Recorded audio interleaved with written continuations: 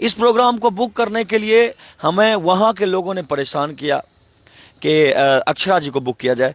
मैंने जब बात किया तो उन्होंने पैसे की डिमांड इतना किया, सॉरी 5 लाख का डिमांड हुआ मेरे से। उससे पहले उनके पापा ने कहा कि 7 लाख देना होगा।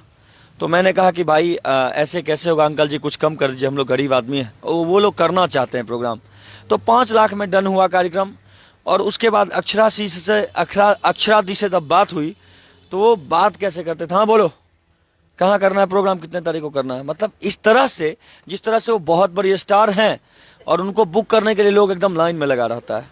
लेकिन मैंने फिर फ़ोन किया उनको, पार्टी को, कि आप भैया मत करिए उनका कार्यक्रम, बड़ा बेतुकी तरह से बात करती हैं वो बोले कि सब जगह हल्ला हो गया शिवेश जी, इज्जत सम्मान का बात है, कर लीजिए बुक। हमने कहा ठीक है कर लेते हैं बुक, लेकिन जब प्रोग्राम होगा उस समय जब वो आ जाएगी उसके बाद मेरा कोई रिस्क नहीं रहेगा।